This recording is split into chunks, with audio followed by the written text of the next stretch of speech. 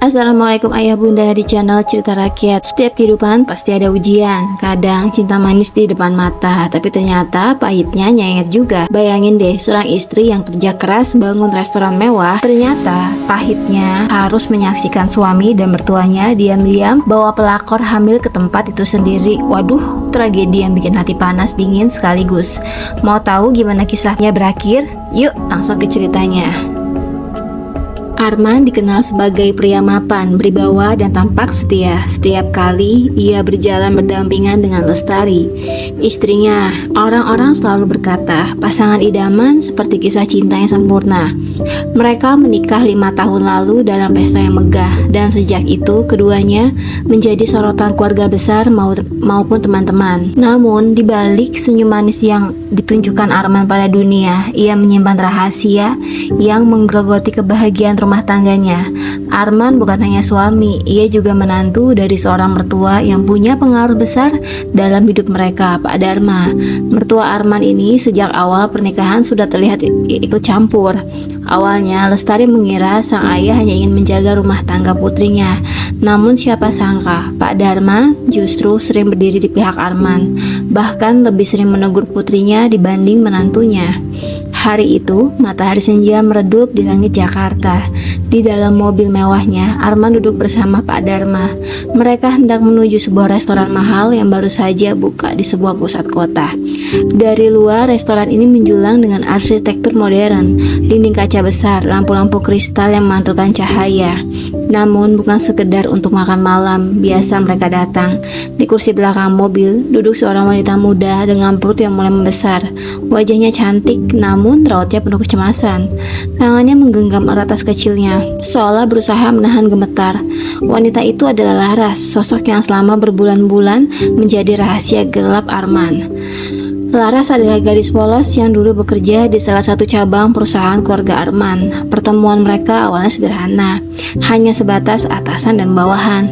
Tapi perhatian kecil, kata-kata manis, dan tatapan penuh janji akhirnya menjeratnya. Laras yang masih muda dan haus kasih sayang akhirnya terjebak dalam pesona Arman. Tak lama, hubungan mereka melewati batas. Kini Laras mengandung buah dari cinta terlarang itu. Arman, kamu yakin ini ide bagus? Tanya Laras dengan suara lirih. Matanya menatap pria itu dengan resah. Arman menarik napas panjang, mencoba menenangkan dirinya sendiri. Tenang Laras, ayah mertua mendukungku. Malam ini kita makan malam bersama. Bicarakan semuanya, aku tidak akan meninggalkanmu. Pak Dharma yang sejak tadi diam akhirnya bersuara. Suaranya berat dan dingin. Kalian harus hati-hati, jangan sampai Lestari tahu. Dia itu keras kepala, tidak akan menerima pengkhianatan begitu saja. Tapi demi cucu yang ada di kandungan Laras, saya akan bantu. Laras terkejut mendengar kata-kata itu. Dalam hatinya, ia bingung. Bagaimana mungkin seorang ayah rela menghancurkan rumah tangga putrinya sendiri demi menantu? Tapi di sisi lain, kalimat itu membuatnya sedikit tenang. Ia merasa ada yang berpihak padanya, meski dengan cara yang salah. Mobil berhenti di depan restoran. Pelayan-pelayan berpakaian rapi segera membukakan pintu, menyambut mereka dengan hormat. Laras turun dengan hati-hati, tangannya secara refleks menyentuh perutnya. Arman meraih tangannya, menggandeng masuk ke dalam. Begitu masuk, Laras tertegun. Restoran itu begitu megah, lampu gantung kristal berkilauan, meja-meja tertata rapi dengan taplak putih dan lilin kecil yang berkedip. Aroma wangi bunga segar bercampur dengan hidangan mahal yang menyambut setiap tamu. Semua tampak begitu elegan, seakan dunia lain yang penuh kemewahan. Namun ada hal yang tidak mereka sadari. Restoran itu adalah milik Lestari sendiri. Dialah otak di balik kesuksesan tempat itu. Dengan kerja keras bertahun-tahun, Lestari akhirnya bisa mewujudkan impiannya, memiliki bisnis mandiri. Tapi malam itu, tanpa mereka sadari, langkah kaki Arman justru menuntunnya ke sarang yang penuh jebakan takdir. Sementara itu, di lantai 2 restoran, Lestari sedang memeriksa laporan keuangan bersama manajer kepercayaannya. Rambutnya yang panjang tergerai rapi, wajahnya lembut tapi berwibawa. Ia tidak pernah menyangka di bawah sana suaminya berdiri sedang duduk manis bersama seorang wanita lain yang telah mengandung. Bu, tamu VIP baru saja datang. Mereka minta meja khusus di dekat jendela besar. Lapor seorang pelayan besar. VIP, siapa? Tanya Lestari penasaran. Pak Arman bersama ayah Anda, Bu. Lestari tersenyum tipis mendengar nama suaminya. Ia tidak menyangka Arman akan memberi kejutan makan malam di restorannya sendiri. Namun rasa senang itu berubah menjadi tanda tanya ketika pelayan menambahkan dan mereka datang bersama seorang wanita muda. Jantung Lestari seakan berhenti berdetak. Senyum di wajahnya perlahan memudar. Ada perasaan aneh yang menjalar dalam dadanya. Wanita muda, siapa? Ia perlahan berdiri, kakinya gemetar tapi tekadnya bulat. Dan dengan langkah hati-hati, ia turun menuju ruangan utama. Air mata menggenang di sudut matanya, tapi ia menahannya. Ia tidak boleh lemah. Di meja itu, Arman sedang mencoba mencairkan suasana. Pesan apa saja yang kamu mau, Laras. Semua makanan di sini lezat. Malam ini khusus untukmu. Pak Dharma mengangguk setuju. Laras tersenyum malu meski hatinya penuh kegelisahan. Dari kejauhan, mata Lestari menatap mereka tajam. Ia melihat tangan suaminya menggenggam tangan wanita itu di atas meja. Genggaman yang seharusnya hanya miliknya. Dirinya sesak seakan dunia runtuh di hadapannya. Malam itu, di restoran miliknya sendiri, Lestari menyaksikan dengan mata kepala sendiri bahwa senyum Arman selama ini hanyalah topeng. Restoran itu berdiri megah dengan cahaya lampu kristal yang gemerlap. Ia berdiri di balik tirai tebal di lantai 2, menatap tajam ke arah meja khusus VIP ke bawah. Di sana ia melihat suaminya Arman duduk berdampingan dengan wanita muda berperut besar Laras dan ayahnya sendiri. Jadi benar, bukan hanya firasat. Suamiku dan ayahku sendiri, mereka bersekongkol menyembunyikan perempuan ini dariku. Air matanya hampir tumpah, tapi Lestari menahannya. Ia tahu, sebagai pemilik restoran dan sebagai wanita yang berkelas, ia tidak boleh menunjukkan kelemahannya di depan publik. Namun, di dalam hatinya, badai mulai mengamuk. Arman tampak berusaha menenangkan Laras. Ia memesan makanan terbaik, bahkan wine non-alkohol mahal demi menyesuaikan kondisi Laras yang hamil.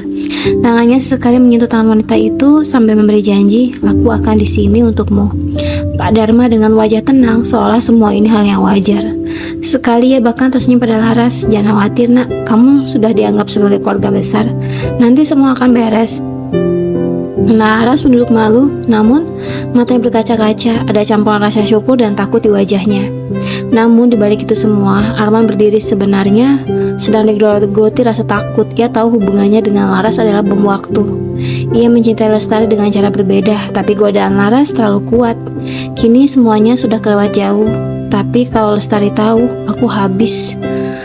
Sementara itu, Lestari menenangkan diri di ruang kerjanya. Ia menutup pintu, duduk di kursi kulitnya, lalu menatap foto pernikahannya bersama Arman. Ia menyentuh bingkai itu dengan jari gemetar, sambil berbisik, Arman, kenapa kamu tega? Manajer restorannya, Sinta, masuk dengan hati-hati. Bu, Anda baik-baik saja? Saya lihat wajah Anda pucat. Lestari menoleh cepat, menutupi kesedihannya dengan senyum tipis. Aku baik-baik saja, Sin. Tolong pastikan pelayanan untuk tamu VIP itu sempurna. Jangan sampai ada yang salah. Sinta mengangguk meski hatinya tahu ada sesuatu yang tidak beres. Begitu Sinta keluar, Lestari menutup wajahnya dengan kedua tangan. Air matanya akhirnya jatuh tanpa bisa dibendung. Tapi tangisnya tidak berlangsung lama. Ia bangkit menyalakan layar CCTV restoran di komputernya. Melihat Arman menggenggam tangan itu, Lestari semakin perih yang tak terlukiskan. Baiklah, kalau kalian memilih bermain kotor di rumahku sendiri, aku akan buka semua kartu. Malam semakin larut, restoran semakin ramai. Lestari berjalan turun dengan anggun. Ia memilih gaun elegan berwarna hitam yang membuatnya tampak semakin berwibawa. Senyumnya tipis. Arman yang sedang tertawa kecil dengan Laras tiba-tiba kaku ketika melihat sosok Lestari muncul. Laras yang tidak mengenal Lestari hanya tersenyum ramah, tak tahu siapa wanita itu. Sementara Pak Dharma buru-buru berdiri, wajahnya berubah pucat. Selamat malam Pak, Bu, dan calon bayi. Sapa Lestari dengan suara datar. Arman tercekat. Sayang, kau di sini. Lestari tersenyum manis, tapi itu senyum yang menusuk. Tentu saja Arman, kau lupa. Restoran ini milikku. Laras terkejut, matanya terbelalak. Milik istri Anda? Suaranya bergetar, seolah baru sadar bahwa ia duduk di kursi api. Pak Dharma berusaha mencairkan suasana. Lestari, nak, jangan salah paham dulu. Ini semua ada penjelasannya. Namun Lestari menatap tajam ayahnya sendiri. Penjelasan tentang bagaimana seorang ayah yang berkhianat pada putrinya dan berpihak pada mantunya yang bermain kotor. Penjelasan tentang cucu yang bahkan bukan darahku. Suasana meja mendadak membeku. Pelayan yang lewat buru-buru menunduk dan menjauh. Arman mencoba meraih tangan Lestari. Sayang, biarkan ku jelaskan, ini hanya... Lestari menepis tangannya dengan kasar. Diam Arman. Setiap kata yang keluar dari mulutmu hanya racun. Aku sudah cukup melihat kebohonganmu malam ini. Laras menunduk. Air mata jatuh ke pipinya. Ia tidak pernah membayangkan dirinya duduk berhadapan dengan istri sah Arman di restoran megah milik wanita itu. Aku nggak tahu bu. Aku hanya... Suara tercekat tak mampu melanjutkan. Lestari menatapnya dan untuk saat ada cahaya iba di matanya. Kau masih muda. Kau terjebak dalam rayuan seorang pria beristri. Tapi ingat, kebodohanmu malam ini bisa menghancurkan nyawa banyak orang. Jangan pikir bayi itu akan menjadi alasan aku memaafkan pengkhianatan ini. Arman buru-buru berkata, Lestari, hentikan, jangan bawa-bawa bayi itu. Namun justru kalimat itu semakin membakar amarah Lestari. Bayi itu, Arman, bayi itu bukti kau mengkhianati janji suci kita, dan kau berani membawanya ke restoran ini, restoran yang kubangun dengan darah dan air mataku. Pak Dharma akhirnya angkat bicara dengan suara keras. Cukup, Lestari, kau tidak mengerti. Aku hanya ingin menjaga nama keluarga. Bayi ini cucuku, darah dagingku. Mau gak mau, kau harus menerimanya. Kata-kata itu seperti pisau yang menusuk jantung Lestari. Ia menatap ayahnya dengan pandangan penuh luka. Jadi begitu, aku ini hanya pion dalam hidup kalian. Rumah tanggaku, kehormatanku, semua bisa kau injak hanya demi nama keluarga. Tangis akhirnya pecah, namun ia tetap berdiri tegak. Semua mata tamu di restoran kini memperhatikan drama. Arman menunduk, tak sanggup menatap mata istrinya. Laras menangis pelan. Malam itu restoran yang seharusnya menjadi simbol cinta dan kerja keras Lestari berubah menjadi panggung pengkhianatan. Luka. Dalam hati, Lestari berjanji, jika mereka pikir aku akan jatuh, mereka salah. Aku akan bangkit, aku akan melawan dengan caraku, dan malam ini hanyalah awal. Hari-hari berlalu, suasana rumah tangga Arman dan Lestari berubah menjadi medan perang. Tanpa suara, mereka masih tinggal di rumah yang sama, tapi tak ada lagi sarapan lembut atau tawa hangat. Arman mencoba berbicara, tapi setiap kali membuka mulut, Lestari hanya menatapnya dengan dingin. Lestari, kumohon dengarkan aku. Kau sudah bicara terlalu banyak, Arman. Semua kata-katamu sama saja, bohong. Kalimat itu seperti berarti yang menembus dari Arman. Ia tahu istrinya benar. Setiap janji, setiap alasan hanyalah ucapan untuk menutupi dosa yang makin membesar. Namun, ia juga gak bisa sepenuhnya melepaskan Laras. Wanita itu sedang mengandung darah dagingnya. Fakta yang menjeratnya semakin dalam. Di sisi lain, Pak Dharma merasa posisinya makin terpojok. Sebagai seorang ayah, ia sebenarnya menyayangi Lestari, tapi obsesi menjaga nama baik keluarga membuatnya mengambil keputusan-keputusan yang keliru. Dalam pertemuan diam-diam dengan Arman, ia berkata, kita harus menyusun cerita lain. Kalau enggak, reputasi keluarga kita akan hancur. Aku tidak bisa membiarkan Lestari menggugat cerai dan membawa aib kemana-mana. Arman mengangguk, meski wajahnya penuh kebimbangan. Apa maksudnya ya? Kita buat seolah-olah Laras hanyalah korban. Katakan saja bahwa dia mengandung anak dari pria lain yang melarikan diri. Kau hanya membantu. Dengan begitu, Lestari tidak punya alasan untuk menyeretmu ke pengadilan. Arman tertegun. Itu berarti mereka harus berbohong lebih jauh lagi. Sementara itu, Laras semakin resah, perutnya semakin besar, dan gosip mulai berembus di kalangan tetangga. Ia merasa sendirian, terjebak antara janji-janji Arman dan kenyataan pahit bahwa dirinya hanyalah orang ketiga. Suatu sore, ia memberanikan diri datang ke rumah Arman dengan wajah penuh keberanian, tapi mata berkaca-kaca. Ia menatap pria itu. Arman, sampai kapan kau akan menyembunyikanku? Aku hamil 7 bulan, aku butuh kepastian. Kau bilang akan menikahiku, tapi sampai sekarang tak ada tindakan. Apa aku hanya alat bagimu? Arman menghela napas, berusaha menenangkan Laras. Tenanglah Laras, aku sudah mencari jalan terbaik. Kau harus percaya padaku. Namun Laras menggeleng, air matanya jatuh. Aku percaya padamu Arman, tapi aku juga manusia.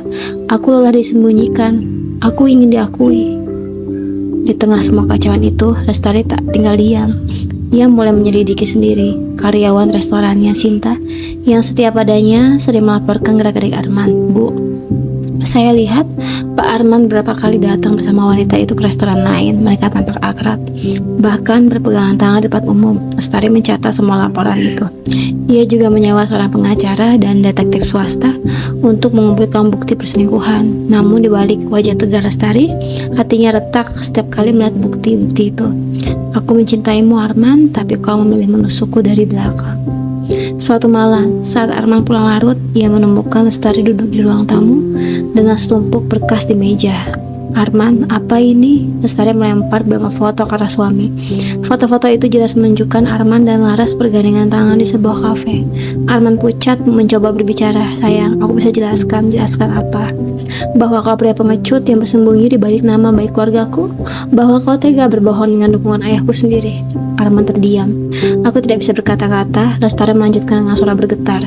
Kau pikir aku wanita lemah? Tidak, Arman. Aku punya semua bukti dan aku tidak akan diam. Arman mulai panik. Ia berlutut mencoba meraih tangan Lestari. Kumohon jangan lakukan itu. Aku memang salah, tapi aku mencintaimu. Aku hanya terjebak. Lestari menatapnya dengan mata penuh air mata. Cinta macam apa yang kau maksud? Cinta tak menusuk dari belakang. Cinta tidak melibatkan kebohongan dan pelakor. Mendengar bahwa Lestari mengumpulkan bukti, Pak Dharma segera menandatangani putrinya. Malam itu di ruang kerja restoran, ia mencoba membujuk dengan suara lembut, berbeda dari biasanya. Nak, tolong jangan teruskan ini karena hukum. Ini akan mempermalukan keluarga kita. Anggap saja ujian rumah tangga. Lestari menatap ayahnya dengan air mata yang jatuh. Ayah, mengapa ayah lebih memilih menantuku daripada aku? Mengapa ayah lebih peduli pada nama keluarga daripada kebahagiaan anak sendiri? Pak Dharma terdiam, tak mampu menjawab.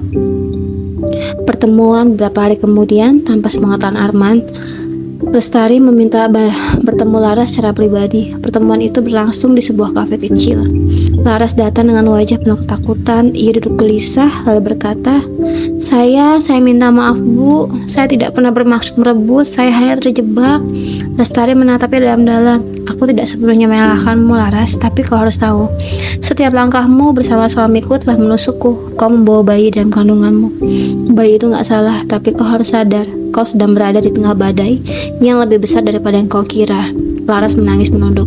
Saya hanya ingin Arman menepati janjinya. Janji? Arman tidak pernah bisa menepati janji. Bahkan janji suci pernikahan aja pun dia hianati. Pertemuan itu meninggalkan jejak mendalam. Laras merasa semakin terombang-ambing, sementara Lestari semakin bulat tekadnya. Konspirasi yang disusun Arman Pak Dharma perlahan mulai runtuh. Lestari kini memegang semua kendali, bukti perselingkuhan, saksi karyawan, hingga pengakuan samar dari Laras sendiri. Namun, di balik kekuatan itu, hati Lestari masih rapuh. Ia mencintai Arman, tapi cinta itu bercampur dengan benci.